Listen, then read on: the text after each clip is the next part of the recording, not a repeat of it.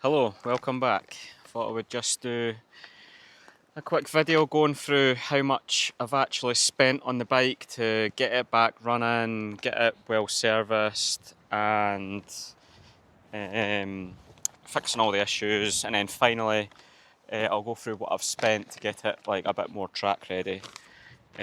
Just ignore the damage from the track day. We'll just pretend that didn't happen.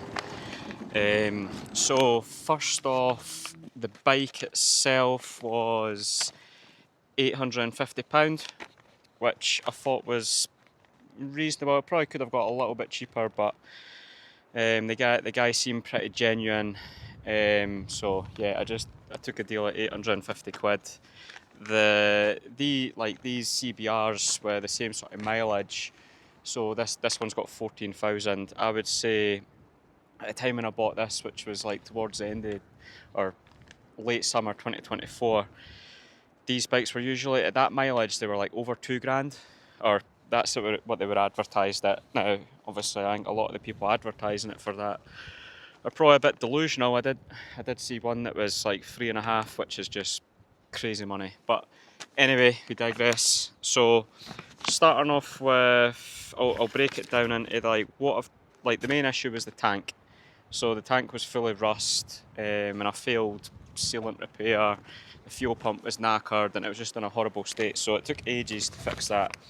And there is a separate video going through what I've done. But yeah, so we'll cover the tank, what I've done to fix the tank, all the servicing and preventative maintenance stuff I've done, which I probably overdone a lot of that, but I just wanted it done, and then I shouldn't have needed to worry about it in future. Any other like repairs and tidy up stuff that's been done. How I managed to salvage some of the costs back. So I was selling some of the parts that I took off and some of the spares that came with the bike. Just stuff that like I knew I wasn't really interested in. So we'll go over that as well. And then finally, just what I've done to make it a bit more track friendly. So overall, I've not spent a great deal. So first of all, with the tank repair, and I'll put these costs on the screen as well. I spent £13 on citric acid. I ended up using quite a lot because I kept on using it, flushing it out, putting in fresh stuff, etc. Fuel filter, I think it was a Quantum fuel filter, that was £36. I did buy a tank gasket, but I returned it as I didn't need it in the end. I did buy a cheap eBay fuel cap. It didn't actually open and close properly, so I ended up complaining to see if the guy could send me out a new one, but in the end they just refunded me, and I ended up just filing down the lock, so it actually worked. It's a bit stiff, but it does the job.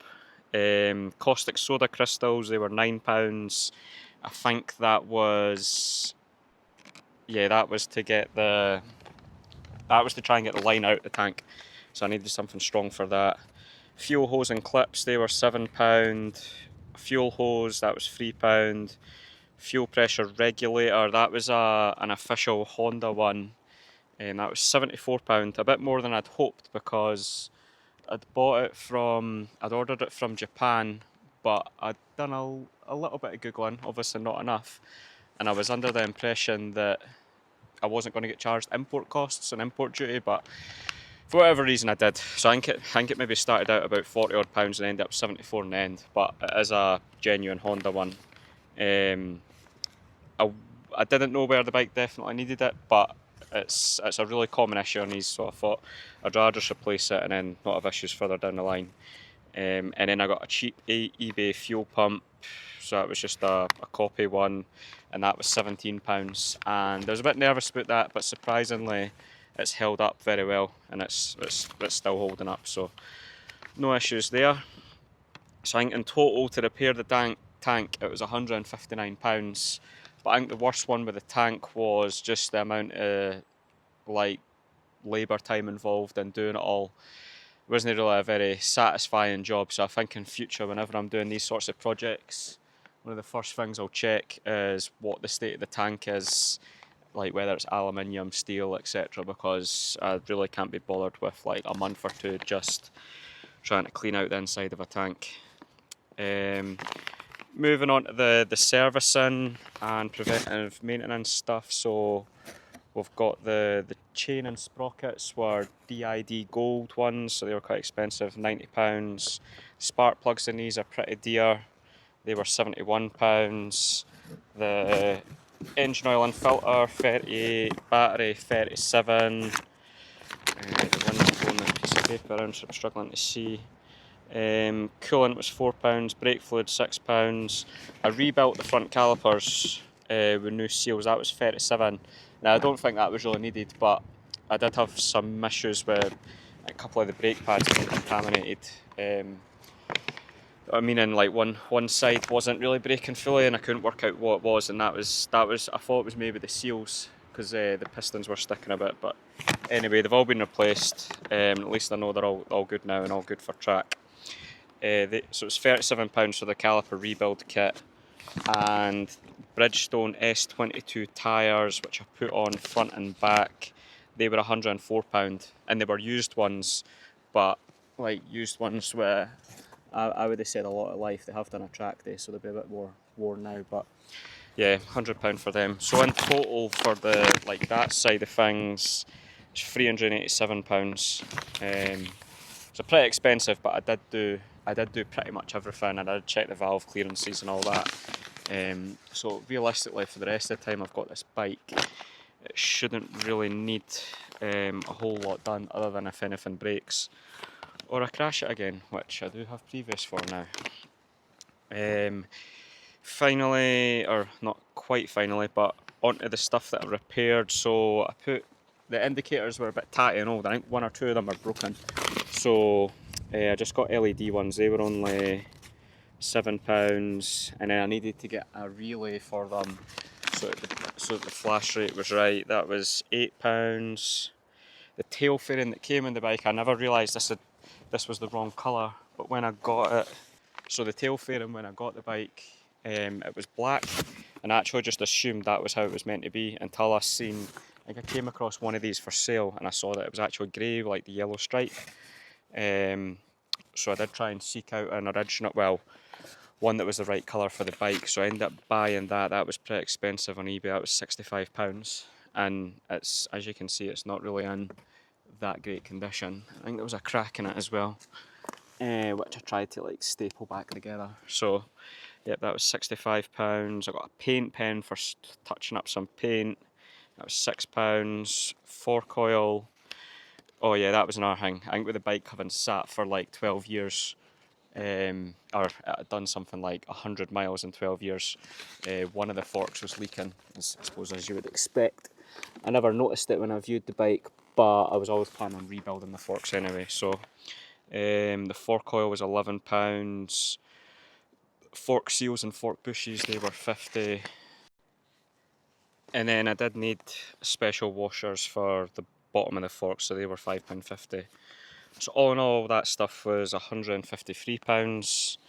And then next I'll go on to the stuff that I sold to try and claw back some money. So I probably could have got better prices for a lot of this stuff, or to be fair, some people overpaid for some of it, so it probably balances out. But the old tail fairing, the black one, I sold that for £33, which basically half what I've bought the new one for. There was this black seat cowl that looked terrible. Obviously it matched the original, or the black tail fairing that came with the bike, so I sold that. That was £14. There was like one of those tinted headlight covers, and don't get me wrong, the tinted headlights look cool, but not when it's like a stick-on Velcro cover. So that was gone as well. That was a tenner. I was trying to settle both of the old tyres that were on it. They were like Avon ZV5s or 7s or something. Because the rear one actually had loads of tyre, tread, sorry. It was basically new, but at the same time it was like 14 years old. And someone paid £30 for that. So that was surprising, but every penny's a prisoner. And I sold the original indicator relay because I wouldn't be needing that, so that was a fiver. And EBC double H pads that I thought were complete crap, they got sold for £20 as well. They still had a lot of life left in them, so someone will get a use. Now that, including the cost of the bike and everything else, that's bringing us to £1,436, which I actually think's pretty good, to be honest. Obviously, I've put a lot of hours in it. If you're going to get a garage to do the work, then you'd be into the thousands by this point. But I enjoy doing it, so obviously I'm not going to count labour costs. But yeah, so got a pretty decent, well serviced, low mileage CBR 600 for just over 1400, and even if I'd bought one of the ones that was already like running and in good condition for like 2000-ish, that still wouldn't have been fully serviced. It probably would need tyres, spark plugs, all the rest of it. And by that point, I'm up at, probably close to like 2.5. So I think all in all, it's worked out quite cost effective. And with it being as cheap as it was, it's meant that for taking it to track days and stuff, I've not been as upset about crashing it, as you can see I've done. Now for the track stuff, so I never actually spent much here. There's an R6 throttle tube that's on it, so that's acts like a quick action throttle, just so you get full throttle on easier and quicker. I think that should have been about £15, but that was free, just because a friend had actually gifted it for a favour that I'd done for them. Oh, friend!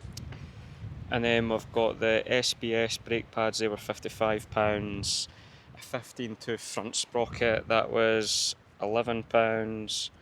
The front braided lines, so we're selling the calipers and stuff that I bought, they worked out 37 in the end, so that actually worked out pretty well, because I think the braided lines for these, I think the cheapest you can get them is like 70, 80, £90 if I remember right. I needed a double banjo for the master cylinder, so that was £5. And I got some RBF 660 brake fluid for £7.50. A little bit overkill, but someone was selling an open bottle on Facebook, so I just grabbed it at that price because it was cheaper than anything you could get now.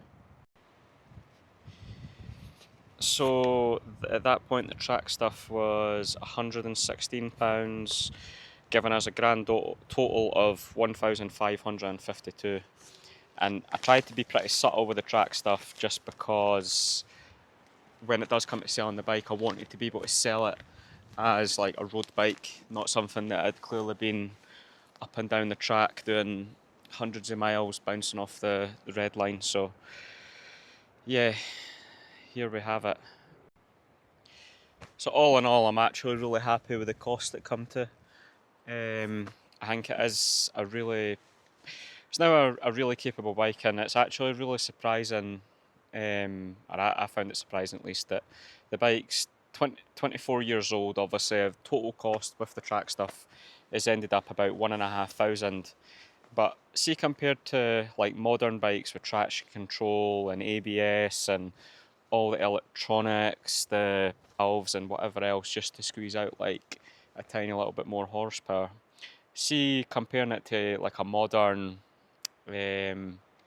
but the main comparison for me, because it was my other bike, like at the time, for most of the time that I had this, my main road bike, it was a Ducati Super Sport 937 or 939, 2017, so pretty modern, obviously very expensive. I think the list price for the normal model was like 12,000 or something like that. And for most of the time that I had that bike, I did think it was like the best, the most balanced bike I'd ever had. And it is still a better bike than this, but it's just that after doing all the work on this and riding it a couple of times on the road, I was actually like, the difference between them is like hardly anything. Obviously the engines deliver their power in completely different ways, but I think everybody's been tricked into thinking that obviously every time a new bike comes out, it's faster, it brakes better, it corners better, and all the rest of it. And really, the difference in development over like 25 years is like, well, I would say it's very little. So either this was a really, really good bike for its day, or yeah, Ducati just wasn't as good as what I thought it was. I think obviously it's a different story with the super bikes. I think there has obviously been a lot of development there, and like the power the power difference over that time frame, you're probably talking like 70-80 horsepower more, and so that is obviously a big improvement. But for all the other bikes, are like the middle weight touring bikes and sports bikes and super sports, like they've not changed that much. They're kind of built to a price, and yeah, is what it is. So if anyone's still watching at this point, I'll be very surprised. But if they are, I'll be happy to sell you the bike for £500. So let that be a test to see if anybody's still watching. Right, thanks for watching. Cheers. And like and subscribe.